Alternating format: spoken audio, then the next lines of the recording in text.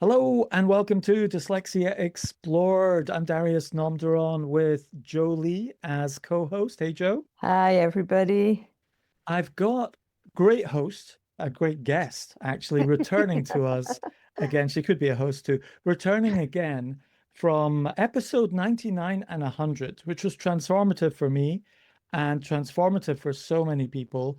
And you are really going to find this episode really valuable if you're a student at university, especially in the UK, with dyslexia or any other learning difference, and you've got a DSA award. I'd like to introduce you to Kerry Pace. Kerry, hey. Hello. I think I was actually episodes 81 and something else as well, because we started out and it got so long, it sort of cascaded into 4 episodes. It did, yes. Oh, yes. And so many So people have got back in touch over time and said, we really loved that. It's opened our eyes. I've actually had some clients from that who have contacted me and said, I've gone on to get disabled students allowances and mentioned you in the assessment, and then they've ended up being my student. Oh, that's Fantastic. fantastic. Brilliant. So, just a little bit of a bio from you before we get launched in. The purpose of this episode really is to be super practical, actually, because often in Dyslexia Explored, we hear about people's stories. And if you want to hear Kerry's stories, dyslexia story and her own personal story, go back and we'll put them in the show notes in the 80s and 90s episodes. Today, we've got Kerry in for a very specific task. Kerry's really experienced with disability students allowance, and we've been doing this little mini series over different episodes about DSA. Joe, why don't you tell people what our goal is with this, and then we'll introduce Kerry and set Kerry off. And then you'll have trouble stopping me. Yeah, absolutely. So I think what really sort of prompted us to think about developing this series and talking about this on the podcast is, we have our software, ivvi Notes, which is all about visual notes for visual thinkers. And we thought we just needed to tell everybody about ivvi Notes. And if you are dyslexic, it's the best note-taking solution for you. And we would almost say as an aside, oh, and obviously you can get it through your DSA. And then we realized that actually the first question that we got in response to that was not what's ivvi, it's what's DSA. So it was a classic scenario where we were running before actually we'd done the groundwork of walking. And so we really wanted to help as many people as possible understand how much help and support is actually out there when you're at university, that there's an entire ecosystem that exists to enable you to succeed in your studies. So we've looked at what is DSA, what are some of the sort of technologies and support that you can get through DSA, what does a DSA assessment look like, what's the process of applying for it. But really where we've got to is that point of which you've applied, it's brilliant. And then I think what we're going to look at today is what happens next and how do you decipher your DSA award and where it's gone. So that's where it fits into the whole process. And I'd be absolutely delighted if you're a student with dyslexia and you're awarded ivvi Notes. But the biggest passion for us and the biggest thing that matters is that everybody has the tools that they need to succeed and thrive. And so our hope with these podcasts is it gives you that framework to get you set up for success. Yeah, And absolutely. I think sometimes with dyslexia, you think, well, I can manage on my own. And I have absolutely no doubt that you could, and you would definitely survive. But this is not about surviving. This is about thriving. This is about getting absolutely everything you can out of what you're learning so you've got more to give when you get out the other end. That's the mission. This is not about being selfish and getting what you want and pander to. No, not at all. Sometimes that can be in the back of your mind with dyslexia, especially if you've got kind of like moderate dyslexia and you're like, well, I can kind of get by. Do I really need all this sort of help? Is this not a bit of a fuss about nothing sort of thing? And it's not, obviously, but it's definitely going through your mind sometimes. And it's useful to have in mind what the goal is. The goal is you've got something inside your heart. You want to go and learn. You want to go and discover something, a skill, and then you want to go out into the world and share it and help people with it. So now over to Kerry. Kerry, give us a bit of a background of where you're coming from, where your knowledge is from, so that people who are new to you understand where all this is coming from. Brag a bit, just so that people understand. I know you're very humble, but people really need to understand where you're coming from, because you've got a lot of knowledge here. So I think the easiest thing to do is to start with that I have had disabled students allowances myself when I studied at a master's level to get the qualification to be a specialist study skills tutor for people with dyslexia, which is one of the roles that I fulfill through disabled students allowances. I've also helped people fill in the form. I've helped people understand their reports. When the big needs assessment report comes through that might be anywhere between 20 and 40 pages long, what we often do is ask the student for that assessment so we can actually go through that assessment with the student in one-to-one sessions, which are provided by disabled students allowances. So that kind of gives you an idea of where I was when I first began. I was a sign language interpreter, so I've been in the field of disability since I was 17. I'm now 52. I was a sign language interpreter. Then I worked at a university in disability services. So I might be one of those people that you'd come to or provide your support. Then I went on my own went on my own part-time, but full-time I went on my own on the 1st of January 2013. And I've been working that way ever since. In university, I did a lot of research. So we screened people at entry for a nursing cohort. We trialed mobile devices in placements before the iPhone was even invented. And we also did a lot of education, and I've done a lot of work with social care and healthcare.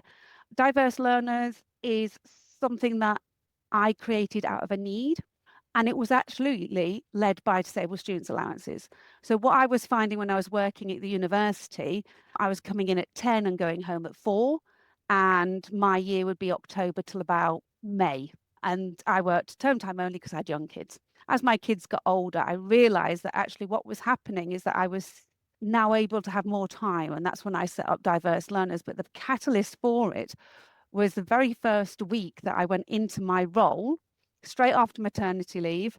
Didn't go back to my previous job. I'd got a degree with the Open University in the meantime, and I went straight in. And the first thing I noticed is that we had students all wanting 12 until 1 lunchtimes. We had student nurses who were all coming, all fighting over that 12 to 1 slot, because what was happening is that they had disabled students allowances.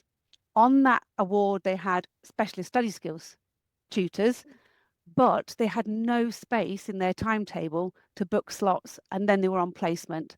And we were 10 till 4, October till May. So I started off by going, why is this happening? I fell into research, did 4 research projects. You can see them all on my research gate. And that was the catalyst. So I then went flexi time. So I could work in the evenings and see students on weekends and evenings when my kids were in bed. It was a much better quality of life for me as a disabled person. And like you, it's all about getting people to thrive, people to know the support that's out there, because I have dyspraxia, I have ADHD, I have chronic asthma, I have a whole load, hypermobility, a whole load of other things. Both my kids have dyspraxia, ADHD, and autism. And so I see the struggle that people go through, and I see how much harder you have to work. And part of disabled students allowance is having a non-medical helper, which is the title for a specific study. Now, these are the words that get me down all the time. So specialist study skills tutor, and they call them, they've got a new word for them. And it's when you have a look at your letter, so you'll get a letter, and on your letter, it's the golden ticket. And that's a letter that I need as a provider to provide your disabled students allowances. So I realize I've gone off on a million tangents, and I probably haven't told you what I do or where I'm going, but No, I mean, that's good. So that's the me. bottom line is, yeah. The bottom line is you've been doing this for decades. You know what you're talking about. You've seen it from the outside, yeah, and the inside at all angles. So Yeah. basically anyone listening knows that you know what you're talking about. So the scenario we're kind of looking at is a student has just been through their needs assessment and this letter has appeared. And this is the next part of the story. It is, And absolutely. it's like, imagine they have got Auntie Kerry who knows everything about DSA, and we go to Auntie Kerry and say, Auntie Kerry, we don't know what to do about here. And she said, well, just as well you know me, because I can tell you exactly what to do next. So it's kind of like, Auntie Kerry, tell us what to do next. Absolutely. So you will have a letter through the post, and it will be called a grant award. It will have your customer reference number on this side, and it'll have your name and address on that side. And it's normally anywhere between sort of 7 and 14 pages long, depending how much support that you've got. A lot of it looks like bumps, just lots of instructions. The key thing that you want to look for on your grant letter is in the tables. So yes, the other stuff is important, but look at the tables. If you do nothing else, look at the tables. And in the tables, it will say, you have this much software support and computer. Here's a telephone number to ring. And then they'll say non-medical helper. You have, and it might be a specialist study skills tutor. It might be a specialist study skills tutor, ASC, which is autism spectrum condition. It might say you have a mental health mentor. It might say you have a mentor for autism again, or it might even say you've got specialist support professional, and that might be for deaf or for visually impaired. So that's the bit in the table that you want, and it will say how many hours you've got a year, which is usually about an hour a week is the usual kind of standard thing. So if you've got a traditional academic course at university, it's 30 weeks of the year. So you'll get 30 hours. If you're on a healthcare course, it's normally 44, 45 weeks of the year. So you'll get 44 to 45. The maximum you usually get is about 90, which is the equivalent of 2 hours a week. However, you don't have to use it like that. But we'll talk about that a little bit later. So you have this letter. It says how many hours you've got. It says what type of support you've got. And then it's got a name and a telephone number. And that name might say Kerry Pace, or it might say Diverse Learners, which is the name of my company. It'll give you a telephone number and often an email number. Now, if you contact us on the email, it will go to Phoebe, who's my eldest. And if you do the phone number, it will only be me you ever talk to. I answer every single phone call. So you've already got to know me. So hopefully that's taken a little bit of the scariness out of it. The other thing I will say is I get phone calls every week from people going, I've got a letter and your name's on it. I've got a question here. Yes. Okay. I'm putting myself in the position of that student. Now, it might not be you because you're not some huge, big provider. You know, there's tons of different providers out there. And it'll be some organization somewhere in the country. Yep. And it might not be at your university. Most likely not. Unlikely not. It'll probably end up being remote support of some sort now. So my question is, when they call that person or organization, Yep. what are the common names that might pop up at the moment? So it might be ClearLinks, Genius Within, Randstad, Amano. So there's lots of different companies out there, all of different sizes. We pride ourselves at Diverse Learners of being a people person. You will speak to people. Yeah. Now, you're quite small and personable. Yeah. Absolutely. So, if you go to a bigger organization, you might get a switchboard or an automated reply. Now, do you get a choice in the matter? I know with Access to Work, you can choose who your provider is. They give you one as a default, but you don't have to go with it. Is it the same with DSA? Like if you've got like study skills tutor that you've heard about through some route or is in your university or whatever, can you use it with them? Well, yes, and sometimes, I say sometimes. Okay. So if your needs assessors work for different companies as well, and some of the needs assessors companies also have non-medical helper companies, so they tend to recommend themselves. However, you can go, I've got an established relationship with my study skills tutor. So we've done that, for example, when somebody's gone on to a master's and then they've gone on to a doctorate and they want that continuity, they've asked for the same person again. And you say, I've got an established relationship.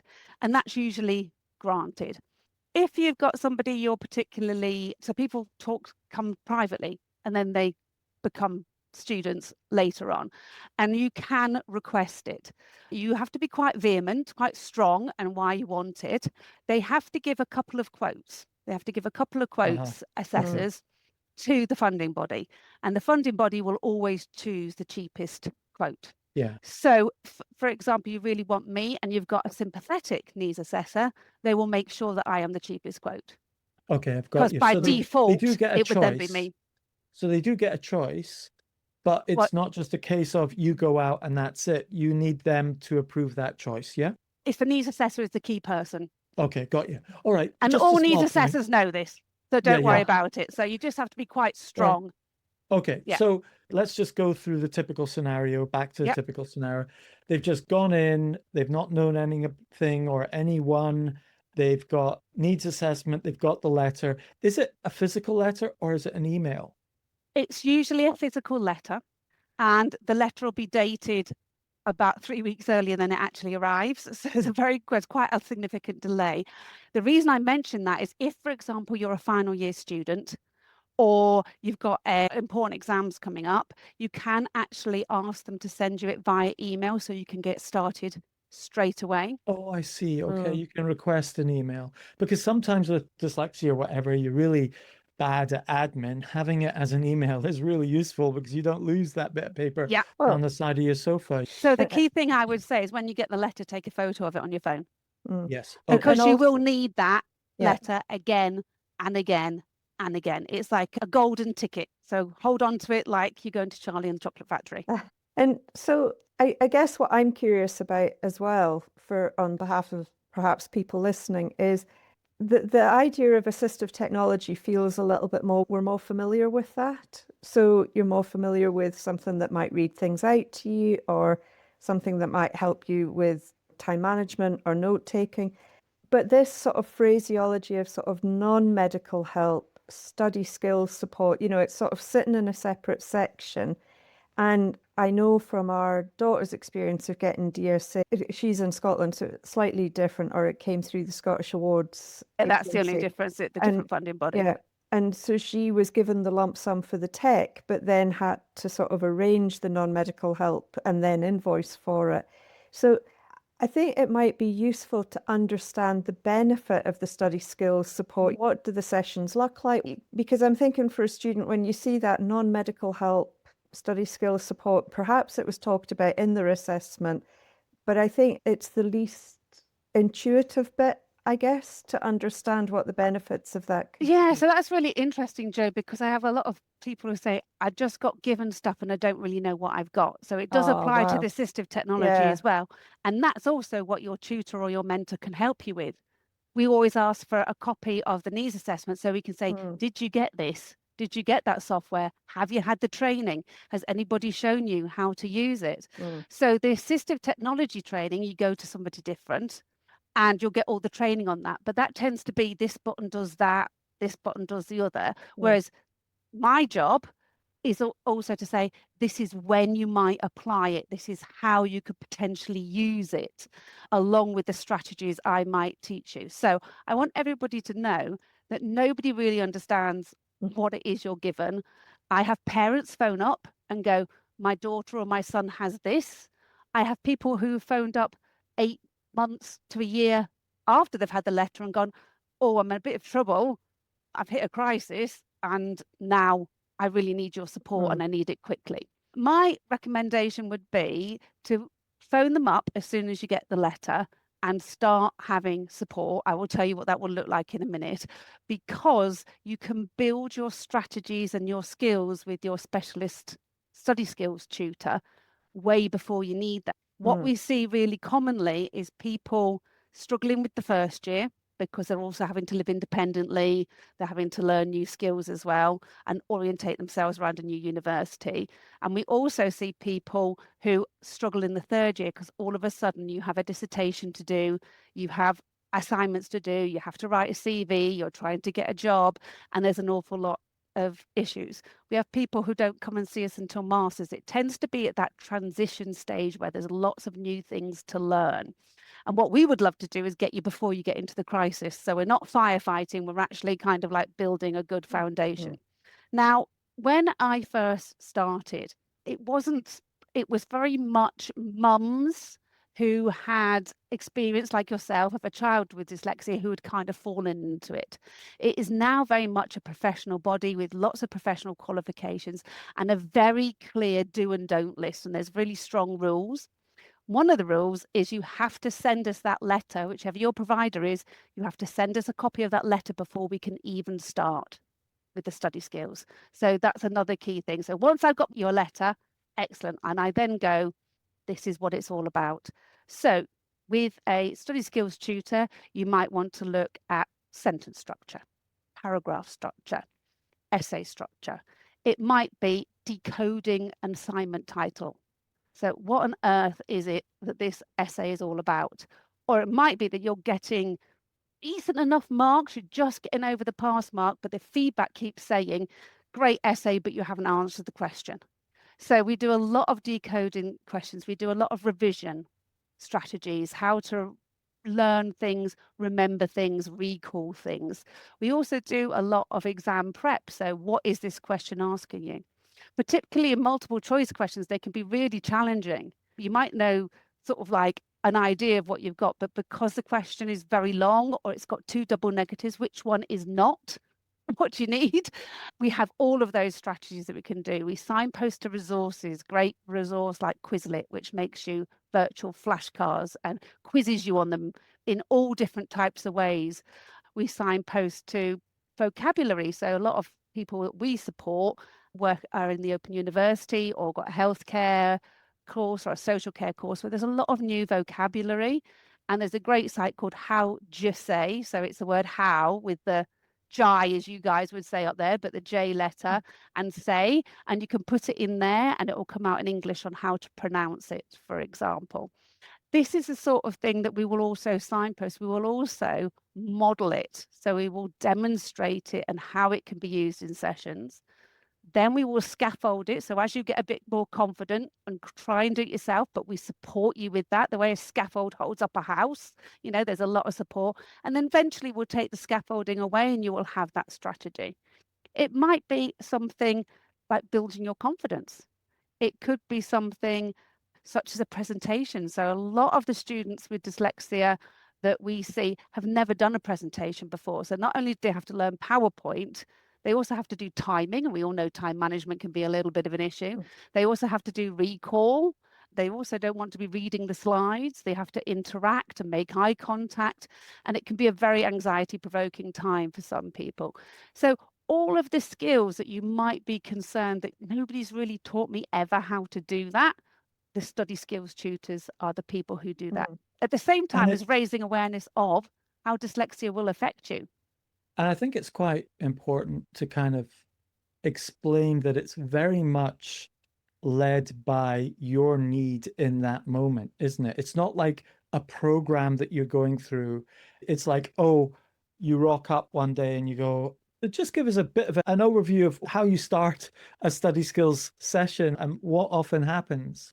So it's very much individualized for the individual. So you could have 2 students on the same course, absolutely doing the same assignments, but what they need is very different. So somebody might need help sorting out their note-taking skills. Somebody might need help with the research. What research tool do I use and how do I use it?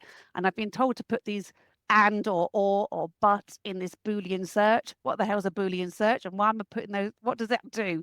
So we actually then show you the results, explain what the actual search engine is doing, or explain what the learning outcomes want you to do. So we decode the title, but then we'll also look at the learning outcomes and say, it might say, name 3 key elements of the heart. And we will say, right, okay, let's find the 3 key elements of the heart that you're now going to write about. So it's about making sure that you're hitting all the criteria. It's about that we can posh up your English, as I call it, so academic style of writing. So people come and they might go, I've got this, and they've got a million things that they want to do all at once. And I've got this feedback. And I was like, okay, fine. So first of all, what we do is kind of build rapport and kind of get to know each other. If you don't get on or click with your study skills tutor or your mental health mentor, which I'll come on to later, you have absolutely the right to go back to the organization and ask for somebody else. So don't be put off. If somehow you just think, oh no, that just didn't feel right, And that's the only reason you have to do. If they don't turn up on time, if they cancel and don't let you know they cancel, it must be a confidential place. So it has to be done where somebody can't be overheard. So you can't do it in a coffee shop, you can't do it in a library, you've got to be in a confidential space. If they're not, you can complain and get a different tutor.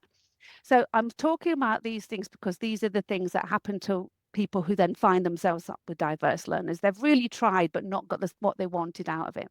So some people come to us, Darius and Joe, and they just go, I don't really know what I want to do today. And then we have a bit of a chat because we've built a rapport, and we're like, oh, what about doing some of this? Like, oh, yes, let's do. Do you know what? I don't know what to do because I've got 4 assignments. They're all due at the end of term. Why do they do that? All within a couple of days of each other. I don't know how I'm going to do it. And we go, right, okay, let's work backwards from that deadline.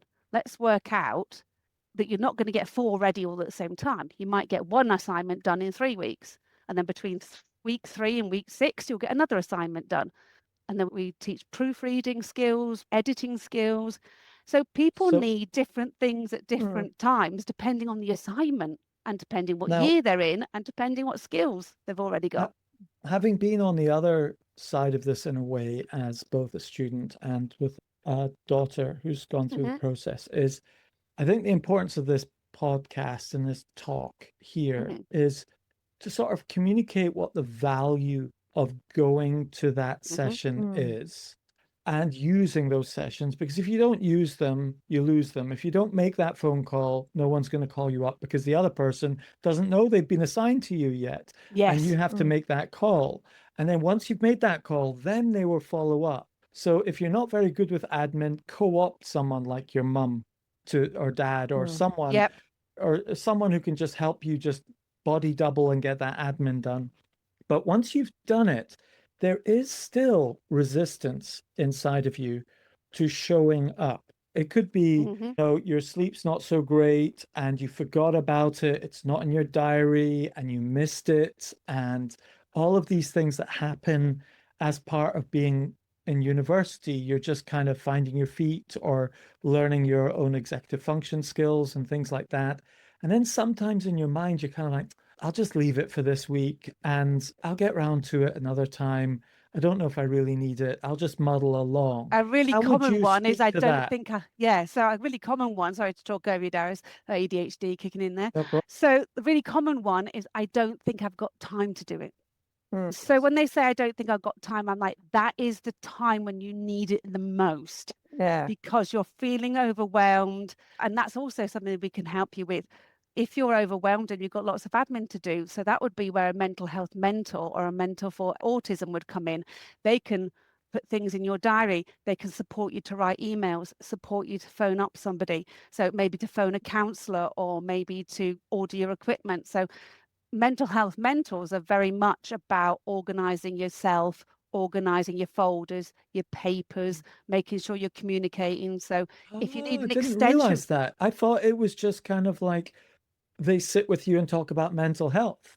But basically what you're describing is they sit and help you with stuff that might affect your mental health if you don't or do your that mental stuff. health is affecting and therefore you're not doing it. So motivation, concentration, if you're depressed, for example, it can be very difficult to do some of these things.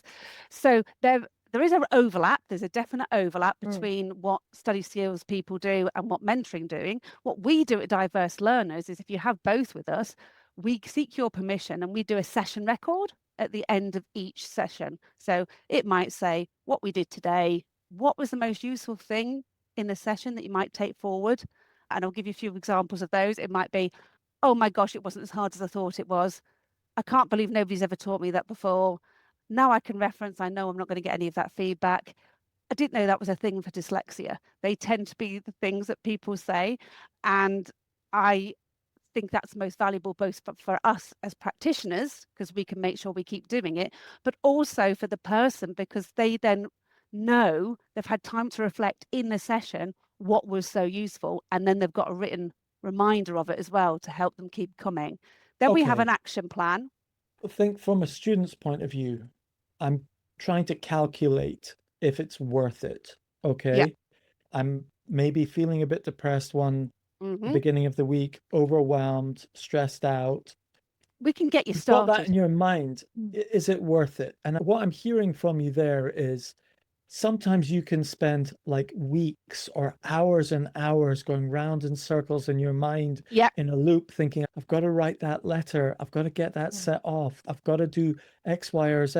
And if you just go to that meeting and you spend 20 minutes, half an hour, it gets done and it saves you so much trouble, literally hours of work. And also that negative self-talk cycle is broken. Yes.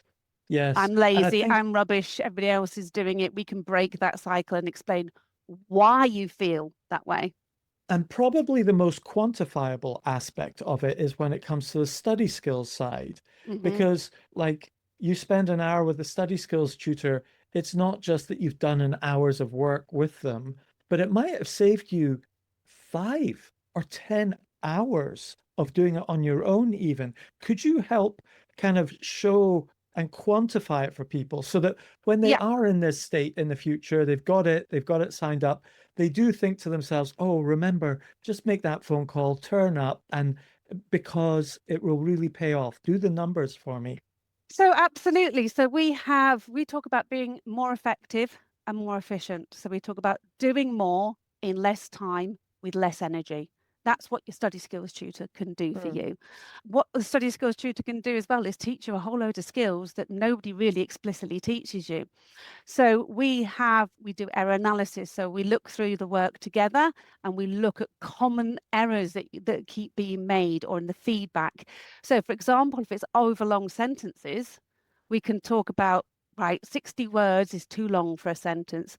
As a quick editing guide, 25 words per sentence. If it's getting a bit more than that, then you need to be thinking about there's a full stop needed, not a comma, not an and, not a but. And so what we do is each time we go through an assignment with you or help you start writing an assignment or structure an assignment, you can bring real stuff to us. We can do it together in the session with our support, and then you'll go back out with maybe a couple of 100 words edited or a plan for an essay, for example. We also, and this is no exaggeration, people get better marks. They get better marks because they're learning different strategies as they go through the weeks. So they might learn in 1 week about the 60 words is too many, 25 words is a good length for a sentence. Then they might learn how to reference the next week. Then they might learn how to decode the title so they're actually answering the question in the following week. Then they might know how to plan. And so that first term, particularly if you come in year 1, there's so much that is new to you. You don't really necessarily understand what is expected of you in those assignments and those presentations. We do. That's our job. We know it inside out and upside down, and we can give you loads of tricks. We also give you loads of confidence and tools. So we do something called metacognitive questioning. So we will ask you the questions to think about what it needs to go in your essay. So, what is your point? Who said that point? How can you prove that? Why is that important? How can you make sure that that point is linked to the title? All of these things. So I did a presentation way back in about 2015 at the British Dyslexia Association, and it was called Dyslexia Tutors, We Don't Do the Essays for Them. Because that is also a common misnomer, because tutors come back, so course tutors come back and go, wow, this essay sounds like you haven't written it. Or they'll go, wow, you've got 10 marks extra. I mean, I can't guarantee that, guys, but this is, I've been doing this a long, long time. We've got students who thought they would never finish their degree and study again, going on to masters and then doctorates. And they go, I'm never going to study again. And I'm like, I'll see you in 18 months. They get the bug, they get that interest for learning. They can then express themselves. So they might be able to talk a brilliant talk, but they can't really get it down onto paper. They might be sitting there going, I know person X over there doesn't know as much as me, and person X keeps on getting better marks than me. It's unfair. What we can do is bring you up with less effort and less energy into being able to give your information in a way that is acceptable in academia. And there's a lot of things in academia that are like, you've got to jump through the hoop. The referencing, the posh English, there are certain things, and we will say that to you, you've got to play the game. How can we put that in a posh way? We've got things like signposting words, how to start a sentence with moreover, therefore, hence, thus, all of that kind of thing that academia love, which actually, in our world doesn't really add anything to the Yes. actual content. And I think what's really helpful for students to know as well is, so much of university is like pass, fail, minimum attendance. Oh, you can't pass or fail your study skills sessions. And I suppose going back a bit in the conversation about people perhaps not turning up or feeling not confident to be there or completely overwhelmed. And it's like you said, Kerry, that's almost the best time to be there when you're feeling like that. And I know from speaking to other students, sometimes one of the hindrances of turning up is because you came up with lots of strategies in the last session, but then for some reason you haven't implemented those strategies. But actually, by the very fact you haven't implemented them means you need to revisit them because they haven't stuck, or actually they felt a bit when you're in the session, we've all had that experience, haven't we? You're in a workshop or you're watching a YouTube video and you're like, I can do that. And then you find yourself in that environment with that tuition and you're like, no, actually, I haven't got a clue. Absolutely. So barriers and challenges. So when you've hit a barrier or a challenge, again, that is the time to come with us. So what we do at Diverse Learners, I can't say for other organisations, but what we do at Diverse Learners as a DSA provider is that we will talk to you and say, okay, do you want an email reminder the day before? Do you want an email reminder an hour before, 10 minutes before? Do you want a notification? Do you want a WhatsApp? And sometimes we set them up all automatically that links to their calendar. Sometimes they've got 5 emails, they've got 3 notifications. We also then will contact them on WhatsApp and go, are you okay? You were meant to be talking now. You can send me a voice note on WhatsApp. People go, Kerry, you were talking about metacognitive questioning and there's 7 WH question words. I can't remember what was the last one. I've got who, what, where, when, which. What's the last one? And I can just go, oh, it's why and when. And they'll go, oh, great. So this is what we do at Diverse Learners because we're all neurodivergent ourselves and we know that that is an issue. We record a little bit. So I'll say, fantastic, shall we record this little bit? So when you get home, if you forget what you're doing again, you can watch us both do this strategy or technique again. We also talk about lots and lots to do with spiky profiles. So for example, why you're brilliant up here and then you can't do some basic stuff down here, and how we can give you a strategy to pull that right up so you're performing, because we want you to fulfill your potential. If you're brilliant and that person's getting better marks than you and you've got a brain and you're smart, we can give you the tools in which to show your smartness. Yeah, like the government is paying the best part of $2,000 to put this on for you over those 30 sessions per year. So over 3 years of a course, that's £6,000. And the reason why I'm saying that is that it's valuable. And these resources aren't put into place for no reason, because there's a massive payoff from them in all sorts of ways.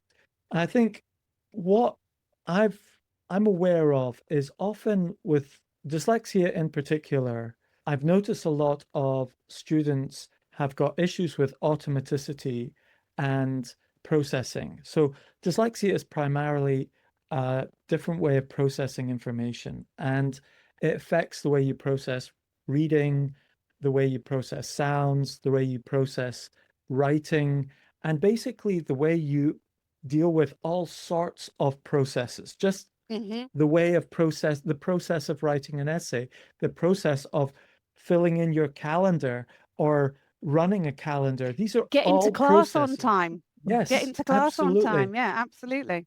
And it's a big, big deal. And sometimes we beat ourselves up about this a lot internally.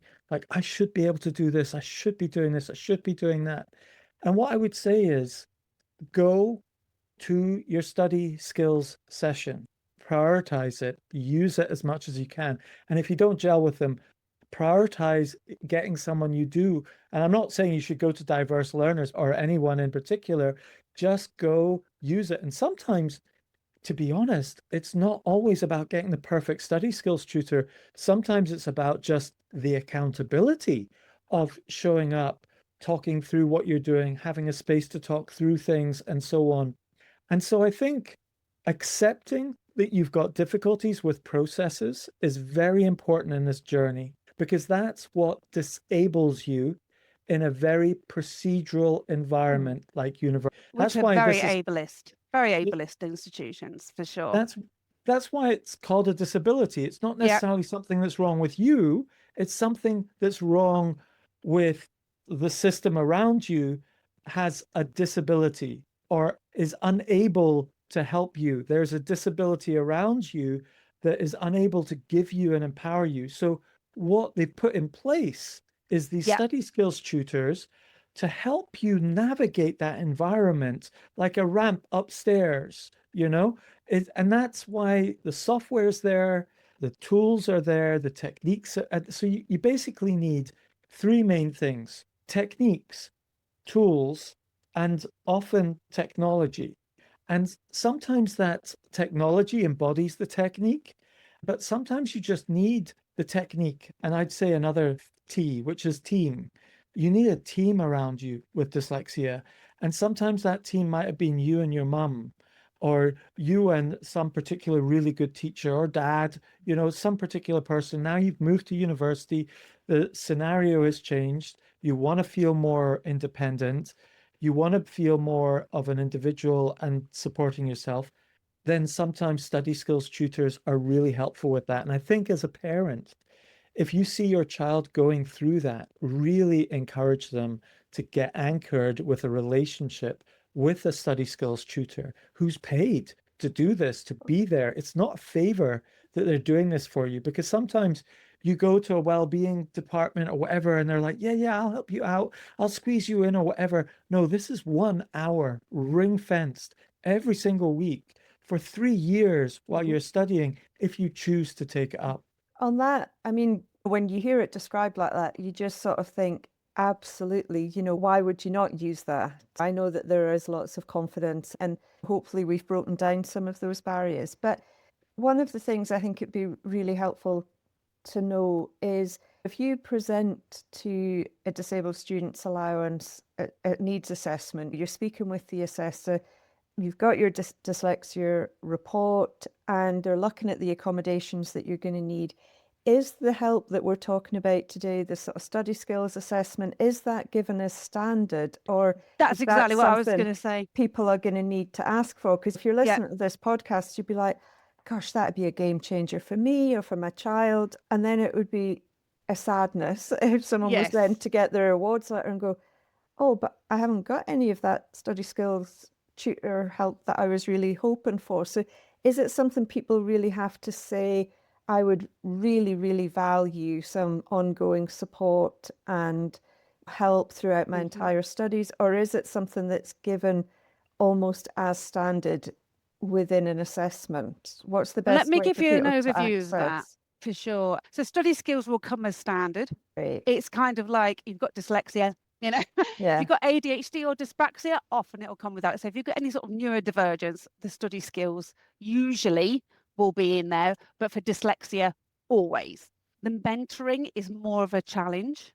So for mentoring, you might need a medical certificate. There's a form you can fill in that you can give to your doctor, your psychiatric nurse, your GP, your psychologist, or your psychiatrist, and they can fill that in and to get a mentor. So the mental health side of it, or the mentoring ASC, is a little bit more tricky to get. Lots of our students, though, because they have dyslexia and they've had anxiety or depression or some issues because of their dyslexia affecting their self-esteem, for example, they often have both. But study skills will come pretty much as standard before you, and lots of people, that's why they phone us and go, I've got this thing, I don't remember talking about it, but you know. Whereas the mentoring, you have to make a little bit more of a case, and sometimes they'll ask for additional evidence. The key thing also is that you don't have to have an hour a week. We are not, you come on Wednesdays at 2 p.m. It's not like that at all. It might be that you're 1 week, you want to have 2 sessions, or you want to have a longer session because you're wanting to do revision, for example. Might be you're out on placement and you only need a half an hour check-in. So it can be used really flexibly. The limit is your hours. It's a way to calculate it. It's a 30-week course, so therefore 1 hour a week is 30 hours, or they need 2 hours a week, therefore it's 60 hours or it's 90 hours. So the key thing for you is that actually you can come and have those sessions. So I sometimes have a session where I set somebody off on a Monday and then they'll check in on a Friday because they want that accountability, or they've got a really tight deadline. Mentors can work like that as well. Half an hour on a Monday, set you up, give you some tasks. Friday, accountability. How did you get on? And let's sort out the weekend. So there's lots of different ways that you can use it. You don't have to come the same time. You don't have to come the same day each week. So I might see somebody. So what I do is at the end of each session, I go, right, let's set our next one. And then we decide together when might be good. And it might be like, do you know what? I've got a horrible feeling that if I don't have one in a week, I'm not going to do anything. So I might need a session. Or it might be, oh, I've got 3 deadlines coming up. Can I have a couple of sessions this week? One dedicated to this assignment and one dedicated to a presentation, for example. So it's very much a flexible way of working, that you work out with your study skills tutors. Other people want that Wednesday at 2 p.m. and it works really well for them. So it's that flexibility, and again, that person-centered. It's all about you and what you need and your individual needs. The key thing for me is, what have you got to lose? The amount of people who went, oh my God, this, and I'm not saying it, you can look on our Facebook pages, you can look on all different, LinkedIn, all the rest of it, have just gone, it has changed my life because I am constantly learning something new. And if you're learning something new, year 1, there's a big jump up to year 2 and the skills you need. Skills from year 2 to year 3 are enormous with having to write a dissertation, which nobody's done before. So not only are you learning the skills, you continue to learn those skills. So in year 1, you might think, oh, study skills was all right. It was kind of taught me what I knew, but it was great to kind of get into that, you know, a couple of little gems in there. And then in year 2, you're like, oh my gosh, I'm so glad I put that groundwork in year 1. So whatever year you come to us, we've had people, for example, who've got DSA 10 weeks before their dissertation is due for the end of their course. And we've got them through their dissertation because we've put lots of work in together. Very much, I have people who never thought they could do it. I didn't think, they think they were sick, or they're not quite sure how they got to university, or they're not quite sure that they're going to finish the course. That again is when to come to us. Yeah. Or a I failed think, assignment. We get loads of people, a failed assignment, and I've got a second chance, but if I don't get this second chance, I'm going to be off the course. I think sometimes we think, I don't deserve this. And you may be consciously aware of it, or just it's there. I think sometimes we think, oh, I don't deserve this, someone else, and you just discount yourself. And it's like, no, you do. And more importantly, when I've done this in the workplace for people, which is akin to this, Yep. it's like, we're not doing this for you. We're doing this for the people that you are going to help in the future as a result of learning all of this and doing all of this. This is not for you. This is for your personal mission, your personal service, your personal contribution to life, and so on. And then people realize, oh, okay, right, yes. Because if you do get rid of all of this friction of awkward, clunky processes, because you're not just automatically getting it, and you just manage to smooth that off, you can do so much more with so less work, and you can actually have stuff like a social life Yes, without absolutely. being utterly exhausted by the time it gets to nighttime, and you're like, oh, you're not there for your friends, you're not there for what's going on, and it feels like it's an either or. I need to be social or do my work. No, you can do both. And you don't If you're have to feel properly guilty equipped. about it as well, because you're like, Yes. so we talk a lot about not studying all the time. We talk about studying more effectively. We talk about recovery breaks, buffers, all sorts of things. So if you've had a full day at university, don't go to the library. Your brain is already full. You're already exhausted. You're just sitting there when you could be doing something much better with your time. And so that permission, sometimes we give people permission not to do as much work or not to be as conscientious, because actually you're putting an awful lot of work in and you may be only getting 2 or 3 marks for it. If we look at this, you might be able to get 10 marks for it. And these are the sort of things, because we've got the inside knowledge, that we can do. And all of these skills are transferable. You know, you can transfer, if you're working out how to work for deadlines and we're working backwards, you could apply that to getting to work on time. You can apply that to making a meal. You can apply that to getting to the doctors. You can apply that to a project you might have at work, or your social life when you need to get certain things in by a certain date. And also, I think one of the other things is that people tend to think, oh, well, I'm not that bad. I'm not that bad. I'll get by. But actually, you've been doing that all your life. And this is recognizing that actually at university, it isn't an equal playing field because of the institution of university and what it expects. And it's so based on reading, and it's also based on vocab and academic writing and doing things in a particular way to jump through those hoops to get the marks that you want. And so I always use the analogy of, like, if you're in a wheelchair, would you park the wheelchair at the bottom of the stairs and then say, it's at the top of the stairs? Even if you're an ambulatory wheelchair user, that is going to be very demanding, very exhausting, and potentially impossible for you. And nobody would ever think of watching somebody crawl up the stairs if they're in a wheelchair. But it's the same kind of thing with dyslexia. You're making it very hard for yourself. You're exhausting yourself. Go to somebody who's got the shortcuts and the tips. Yeah, Joe And I just did think- that for me yesterday with Oh. I've got this legal estate thing to do, and I was just so intimidated by going through like a 10-point letter Yeah. and answering each. Mm. And then she said, Darius, why don't you just say, can we just meet together, talk it through, and at the end of talking it through, we'll turn it into an action plan in the email? Because I was trying to double glass, would he be happy with this? Would he be happy with that? Should we be doing this? Whereas all of that could be sorted out just by looking at someone, talking it through, which I'm natural at, but I'm not natural at doing that in words. And so what was relevant there? Talking about tips and strategies that we've got the shortcuts is what we were Yes, talking it's about. going up those stairs. Mm. You know, I was standing at the bottom of those stairs, looking up those stairs, going, oh my goodness, I'm going to have to pull myself up these stairs with my lips, sort of thing. And that's how it felt. And sometimes when you're really tired, or it's a big deal, or there's a high stakes, it feels heavier on you. Mm.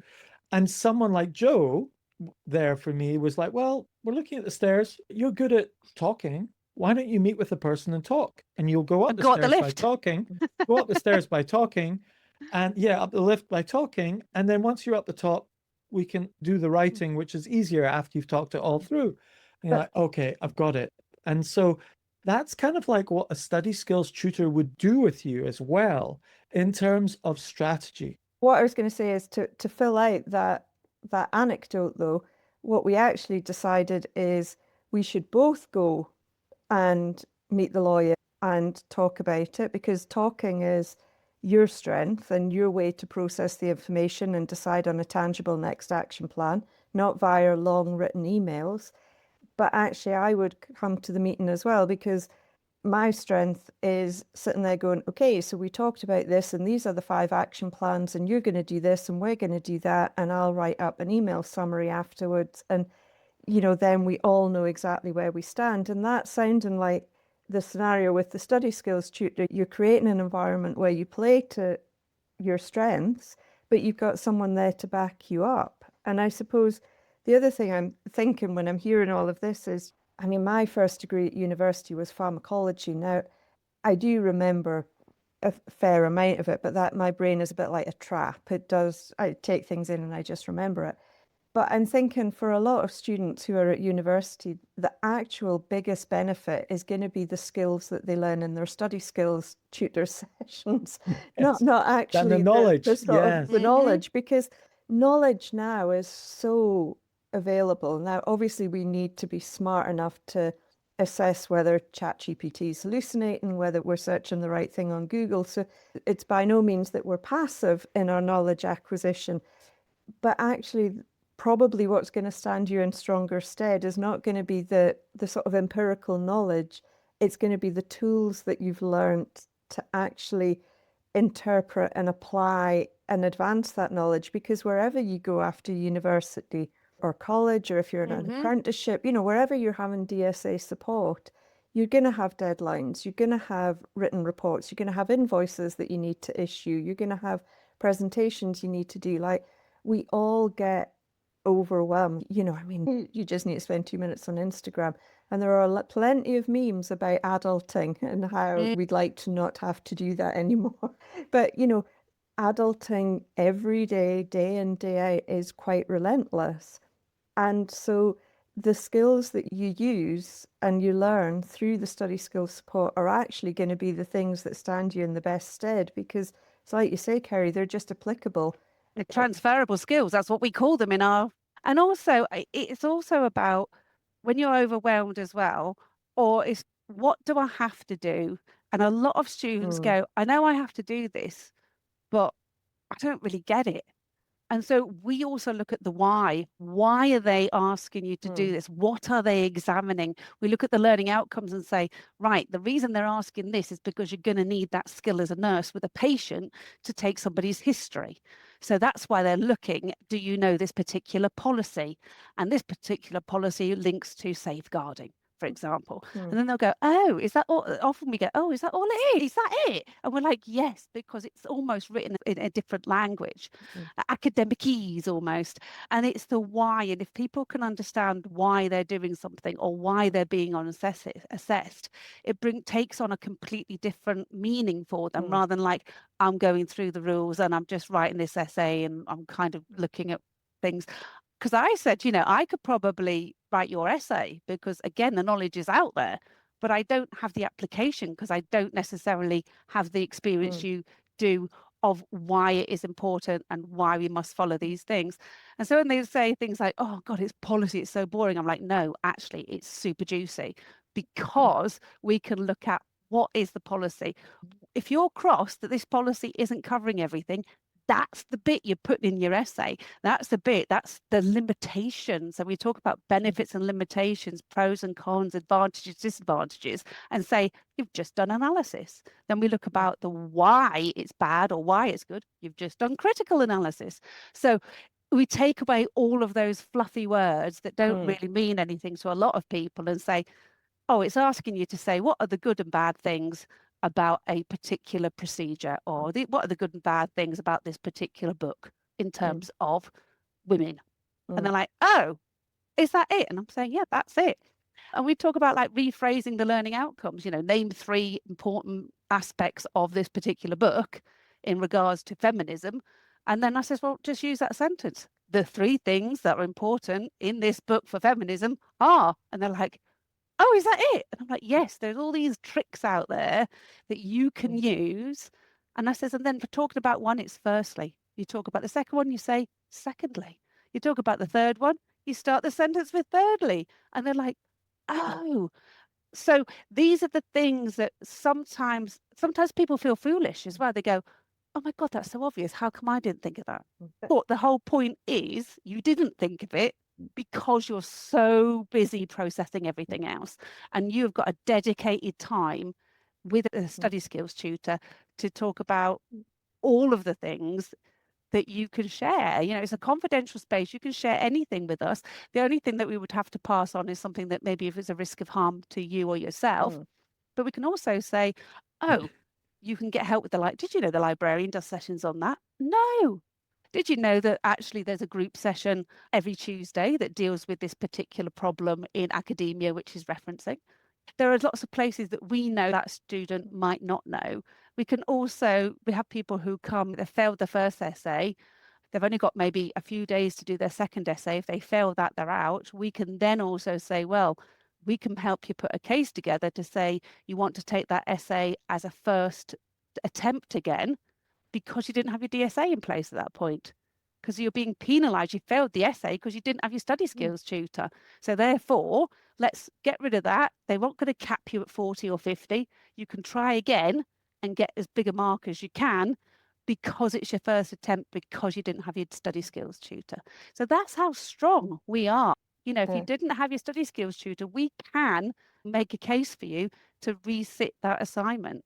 Yeah, so there's a lot of advocacy there as well, which sounds brilliant. And I suppose when I hear you describing that it's quite funny hearing you use that phrase like, oh, is that it? Is that all? And I think it's that classic, like, it's the gift and the challenge of the big picture thinking of someone with dyslexia, because they're not just thinking about the policy, they're thinking how it links to this, and what about that, and what about that. And the challenge sometimes is like, of all the big thoughts, and I know this from doing a lot of written work support with our youngest who's at university, and it's all these ideas are brilliant, but only about 20% of them actually apply to this one piece of work we're Yep. doing. And it's trying to validate the other 80% and say, no, let's park them up and let's use them in a different context and in a different way. But for this essay right now, we need to pull out this bit, and this bit, and let's expand on those, and let's leave those in the pending tray. Absolutely. And And what I will do then is, and they can start doing that independently by the end Yeah. of the 3 years, or possibly by the end of year one, people will be able to do that independently, because dyslexic people are naturally the critical analysis, which is what all assignments want. There's a level of critical critique in all of them, and people go, oh my gosh, critical evaluation. Oh my God, what can I? And I'm like, no, you do it every day. You do it going to choose your bananas in Tesco. Other supermarkets do apply. You're like, I like those bananas that are almost green. My husband likes those ones that are like black and smelly and gooey.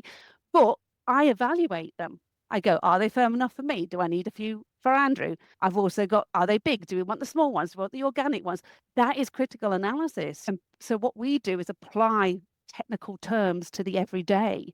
And then we go, well, when you decided to go swimming and what you took, that's you getting organized, that's you putting a package of support together, that's you doing a project, that's you writing your ethics, and that's your content.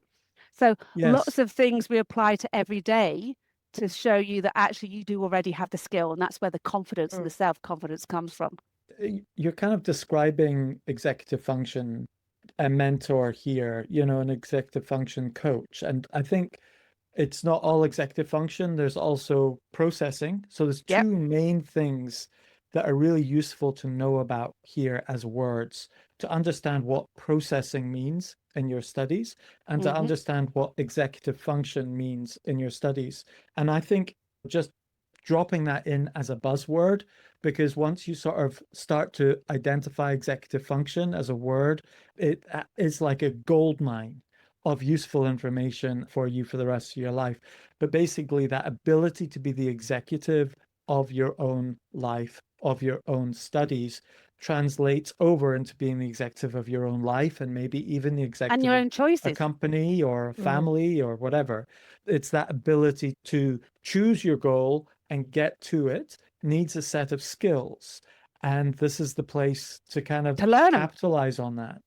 Absolutely. And the same with access to work, which you can have post when you start your job after university, if you've gone to university and you've done that route. So I often say, when people go, I'm not really sure what access to work is, I say it's disabled students allowances for the workplace. Or if they've had access to work and the part of their access to work is to go back and get a higher level degree or qualification as part of their job, I say, right, we'll get your disabled students allowances. It's like access to work for the university. So a lot of people often don't utilize their study skills or their mentoring because they're too overwhelmed. It's going to take too much time out. And I would reiterate this point again, because we will save you time, we will save you energy, we will give you confidence, you'll understand yourself more, you'll know where your little tricks and foibles are and what you have to be aware of, and you'll also look at your strengths. So we also do something like, right, okay, let's just brain dump. Let's just put it all on a mind map. And I might use a whiteboard. If they're using a whiteboard, we might use stickets. We might use technology. And it's all about then weaning people onto different ways of doing things. My favorite one is when I talk about, I wish I had them with me now, and my office roof blew off, so I haven't got there anymore. But what I normally do is stick lots of stickets on my head. I says, because what you're trying to do when you start an essay, you're thinking, what do I answer? How do I start it? What sentences do I need? What evidence do I need? What references do I... And there's so many stickets on your head. And we all know that they fall off, don't they? They start falling off. So what we do is like, yes, we've got all these stickets. Let's sort them out. Let's do little and often, one little bit at a time, chunk it all up. So we decode. It's all written in a bit of a strange way. It's all too much information, and where do I start? And we are the decoders. We are the ones who show you the way through. And even before you decode it, just getting it out your head, Yep. is such a stress relief. Get all Yep. those stickets off your head and onto a big piece of paper so you can actually see what you're thinking. And then it's, look at one and sort that one out. yes. And Yeah. that kind of ties into maybe the final theme of this conversation, which is you also help people with the assistive technology they've been Yes. given. You don't just, they've got the sort of introduction overview training, click this, click that. But often study skills tutors often say, well, what note-taking tool were you given? Oh, I was given ivvi, or I was given Glean, or I was given whatever for note-taking. Okay, well, let's get that out and start using Yep. it. Oh, well, I didn't quite know how to practically use that. Well, okay, and let's Let just me give, share my screen and I'll yeah, I mean, demonstrate use it for ivvi, you. for Sure. example. Go into your lecture this week and just record one lecture, get it turned into a transcript and a mind map, and then next week, let's have a look at it, and I'll show you how you can use it. All right, okay. You see the context, you hear the audio, etc. You've got the map, and you go, right, this is how you use a mind map. This is how it might help you, etc. Same might happen for. I'll give you an example, Darius, of a mind Yeah. mapping, for example. So when people have a mind map, I have all the software, and I'll say, right, okay, then you talk, and I'll just work away through a mind map. And as they're brain dumping, they're watching, sharing screen, and they're watching me putting all this information in. Then I can ask them, where does this live? Oh, well, actually, that lives with it. Does it go before it? Does it go after it? How are we going to make sure that we know that that's all finished? Oh, should we call it a different color? How important is it? Well, let's make thick lines. Do we remember? Oh, I've got the whole load of notes. Okay, let's open the notes section on this bubble or this leg and write all your notes in there. So what we're doing is we're modeling that information. And then next time it might be that I send them the mind map and they then add to the mind map. Or they might then add to the mind map and go, oh, but I really want to make it a different kind of shape. And I'll go, right, okay, so you go up to this menu, you do that. Shall we record this bit? We record it. We go up to the menu. Should we make this color or a different shape? Excellent. Okay. Oh, but there's some really important documents on the web. Okay, let's put a hyperlink in that bubble and hyperlink straight to that document. And they're like, what? I'm like, yes, your mind map can have all your learning outcomes. It can link to all of the papers that you require. It can show you different strengths and different weaknesses. It can show you how strong the connection is. And all of a sudden it's like, ah, right, nobody'd ever shown me that. Or they'll be like, no, I only do it on paper. And I'm like, okay, you do yours on paper, but just watch what I do. And it's never forcing it down your throat, but it's just showing you how to apply it to a particular skill that you do. For me, once I've done my mind map, I very rarely go back to it because I've sorted my head out and I can then work through things. Other people, I've done dissertations with people on mind maps and it's taken up, we've printed it out and it's been a whole side of their wall. I'm actually doing a dissertation with somebody at the moment, and this has happened in a lot of doctorates that I've done, is that at the start of each chapter, we put a leg of the mind map on. We include it in the dissertation to say, this is how I got my research terms. Oh, you put it in as an image in the dissertation itself as a sort of mini summary of that section. Yeah, mini summary. And then within it, we say, we looked at the research terms. This is the research terms I got, and all the research terms are on a mind map. Then from these research terms, we found our idea. These are all the ideas we had. We discarded them. So I'm very much about people's doctorates. I've done collages, pictures. We've had stickets, we've had string going, we've danced. I've even done sessions on the beach with people where they've just like, oh my God, it's such a sunny day. I hate being inside. Right, let's both go outside. I'm just 2 minutes from the beach. Where are you going to go? Oh, actually, I'm going to do this. And so I kind of model what we need to do. So I'll put a timer on 10 minutes beforehand. So it goes beep, beep, beep, beep. And I says, right, we've had 50 minutes. We've got to tie it all up now. We've got to fill in our session record. And then it might be that, oh, but I really wanted to do something else. Right. Okay. So we need a break then. And we'll have 5 minutes or 10-minute break and we'll come back for half an hour. But you're going to be knackered after that. So we need to stop. Or at the end of every session, I say, what are you going to do now?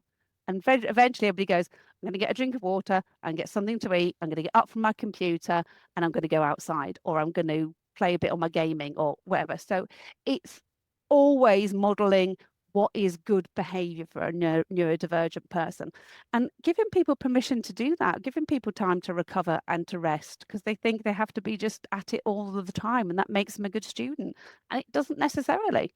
So you're going to help them use We don't all help.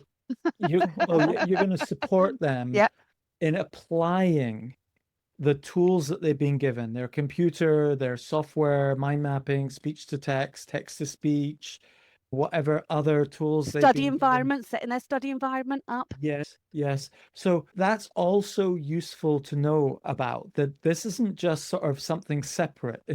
There's this package of care, of support that's being given to you, which is some hardware, like Hmm. a laptop.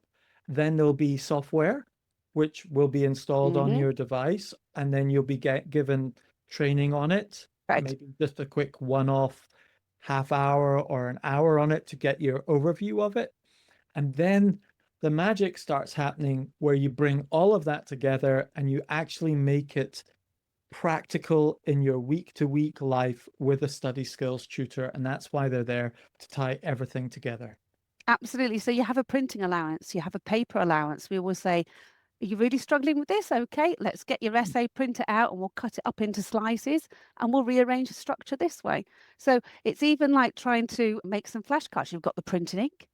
You can do that. If you've got taxis and people are struggling to get to the early lecture, well, let's book a taxi. Let's set up an account. Your mentor can your mental health mentor or your ASC mentor can help you set up an account with a taxi firm. Absolutely look at drinking water, eating food. Why are you struggling? Did you get some sleep last night? What are you struggling with at the moment? Oh, I'm feeling really shit about myself, excuse my language, because I've got a pile of washing there and I've been trying to wash that for the last 2 weeks. Okay, we're having a study skills session. You load the washing machine as we talk about the things that we need to talk about. Yeah. And basically, also part of the message of this podcast is keep going until you get that, because you're going to Yes. be here for 3 years. Find someone you can stick with and stick with them, and then Yeah. keep going. And I would also say, as a parent, when your child's at university, sometimes Yeah. you're wondering, what should I prioritize? Get them set up in their flat, get their food going, help them with this, help them with that. And you can kind of sometimes default to being that study skills tutor, Yes. because you were probably that when to get them Absolutely. into university. And this is probably your point of leverage where you can really give your child a lot of independence, Yes. and also relieve a little bit of the pressure on you, Yes. because you've probably been doing Absolutely. it for the last 10 years and you've got them across the line and you're like, I'm exhausted. Yeah. This has been like being a home educator in the evenings and weekends. Absolutely. And And also, they don't that, listen to you anyway. If I've got yes, neurodivergent kids, you give them all the advice in the world, it doesn't necessarily land. A study skills tutor comes along and says it, and it's absolutely great. I remember a little notice when Charlotte, who's my youngest, was doing a course at college, a level 3 course, and they came back and they went, "Oh, they were using this software today that you speak and it talks." And I had to look at my husband and go, almost sew my mouth up, because I've been talking about this software forever, but because it's been introduced by somebody else, and I had to go, "Oh, babes, that's a great idea." When really I'm like, 6 years I've been saying this. So, there is that element for parents as well, is it's making sure that your child, your adult, has the study skills that suits them. If for some reason they've been with this organization, it's not working for them, they go back to their needs assessor and they say, I need a different provider. So keep and going I until would, you find somebody that yeah, absolutely gets you. and I would even get to the point of, as a parent, being this is a key leverage moment for you as a parent. Did you get the letter? Oh, yeah, I got it, I think 2 weeks ago. Oh, where is Mhm. that letter? Could you just take a photograph and scan it and send it to me in the email right now, Mhm. please? Oh, okay, mom, fine, whatever. I'll just scan it in with my photos. Fine, there you go. And you're like, great, okay. And then it's like next week, did you call that number? Oh, no, I will. Well, how about we do it now? And Yeah, you're like, absolutely. oh, okay, all right, I'll do it now. Get you off my back. They make the number, they make the contact. Oh, actually, that Kerry or Billy or whoever is really quite nice. I quite like it. They go that week and you call them up and you go, did you manage this week's study skills? Oh no, I was really hungover. I didn't make it. And I feel really bad because I didn't cancel it in advance. You're like, well, let's just make sure you get the next one done. Oh no, I feel so embarrassed. No, no, no, no. Make it. It's It okay. They totally happens. It understand. It happens. Yeah. happens. All right. Okay, mom, make the call. And it's like that automaticity isn't there. That habit isn't there. That procedural ability isn't there. And they do need you to do this high leverage task that if Mhm. you do get that, and then they make that connection and they make that relational connection, then you don't need to be sort of encouraging it quite so much. And then they can start getting 3 years of this kind of help. Can you imagine that? That's Absolutely. $6,000 worth of help. But it's not just that much money. It's just that much relief to you as a parent, relief to the student. And the thing is, we're not even encouraging you to buy it or pay for it. It's paid for. You But you just are need to, paying for your university. yes, You're paying 10 grand a year for your yes. course. You're also potentially paying the same amount in rent. So you have committed to £60,000 worth of debt. If you are that committed to spending that money, then get the most out of it, get the highest mark you can, get the most knowledge you can. Then you might go on to a master's, then you might go on to a doctorate, and then you're going to be earning a load of money to pay your debt off. So you have made a commitment. And yes, it's not money stacked up on your table. It is a lot of money. It's a car, it's a big investment. So invest in yourself because you're already going to the university. I mean, that's one of the things that I always say to people, invest in yourself. Think about what could I do? What can I do? Where do I want to be? And lots of people have ended up as study skills tutors, or they've ended up in places where they can make a difference. And then they are passing on the knowledge and the tips and the strategies they got to other people as well. And I've actually even got one client whose child is now with me. And, so, you can always get extra hours as well. So if you run out of hours, you can go back to your assessor and ask for more hours, because maybe in year 3 and your dissertation, you've run out of hours because it's more intense. Maybe in year 1, you need a lot more support. So please don't always think, oh my gosh, I'm getting towards the end of my hours. You can absolutely ask for more. And we always take loads of great notes. We've never been turned down. And we always say, look, these are the areas that we've covered. We've still got these areas to cover. And if you've got a good needs assessor, then you contact them back and you say, can you recommend me some more hours? So it's a win-win. You can't, there's no part of it that is a negative for you and this is the important thing, if you get the right study skills tutor. Please don't give up if you have a couple of sessions and go, nah, I don't really get it. It is not about that study skills tutor looking at your essay. That isn't what it is. So many people say, that's why I called it, we don't do the essays for them. And that's why I say, it's support, not help. It's still all of your work, but somebody on the inside track giving you that support for it. And definitely getting the right person for you. They'll build you up, you'll get confident, you'll fly. That's what I always go. I always go, yes, they're flying. And I get so excited. And it's wonderful. And they go and put goodness back in the world as well, and knowledge.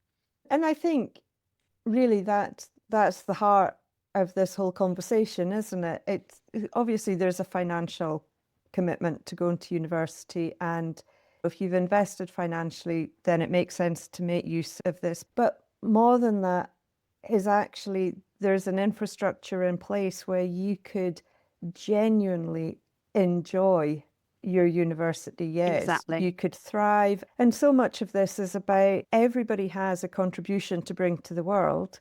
And if you're in an environment that doesn't naturally let that contribution flow, it can get blocked. So actually make the most of this ecosystem and infrastructure to let your contribution flow. So yeah, love learning again. That's right. And really we're all learning, hopefully all learning every day of our lives in some capacity or other. So when learning becomes a joy, then that's not such a daunting prospect. So I think this has been such a helpful conversation and hopefully a great encouragement for students out there, parents of students, the students who are out there knowing now that there's help, the parents who are out there going, gosh, I want them to succeed, but I'm not in the next room anymore to go and see how the English homework's going. There's someone to sort of take that place at the next life stage. And what is that evolution to independence? So Absolutely. I really hope that people are listening and are encouraged. And we'll put all of your details, Kerry, in the show notes as well, so that people can reach out. And yeah, I hope that people come away from this feeling almost excited now about the support that they can get at university. I get excited in every single session. I'm excited about the progress they've made, or the understanding they've suddenly gained, or the better mark they've got, or the confidence and the knowledge. And actually, people become self-advocates. They really do. They have that knowledge, and then they'll stand up for themselves, and they'll challenge things when they're not right as well. So it gives you such a bucketful of skills that are useful throughout your life. Yeah, and it's such a contrast to going to a lecture and learning the knowledge, because often with dyslexia, speaking for myself, we've got brains that are like problem-solving brains and puzzles and trying to figure out tools and techniques and so on. When you go to a session like this, we're describing, the puzzle is that next challenge you've got, you're puzzling it out and you're figuring things out, and there's something quite stimulating about that, which is like, oh my goodness, yeah, that's a nice technique, that's a nice tool, that's a nice way of doing things, and so on. There is something very stimulating about that as well, satisfying. It's not just, oh, I've just gone to the dentist or whatever. It's like, it's Absolutely. really stimulating and that's why I satisfying. always say, Darius, at the end of the session, what are you going to do now? Because so many people go, right, I'm going to get cracking. And I'm like, no, you need to have a break. You need to let it settle. You need to nourish yourself. You need to hydrate, because people get so excited about something that they were dreading, and then all of a sudden they're really excited to get cracking on it because they know the why and what the expectation is. So we're kind of like a bit of a translator. And one of the things that I love most about my job is that I see people again and again, but in different areas, and they'll come back to do a doctorate, or their child comes back, or I'll see them at a conference and they're presenting something. But it's all, I want to really emphasize that it's all their work. What we do is ask the right questions, signpost, and I'm lighting the way and going, do you want to go this way or that way? I'm out in front lighting the way, but the choices are always the students. So if anyone's listening then right now and they're feeling super excited and super energized, what they need to do first of all is go and get a drink of water, have something to eat, hydrate, and then take action and phone. Yeah, absolutely. Call that letter or email that letter. Number. Brilliant.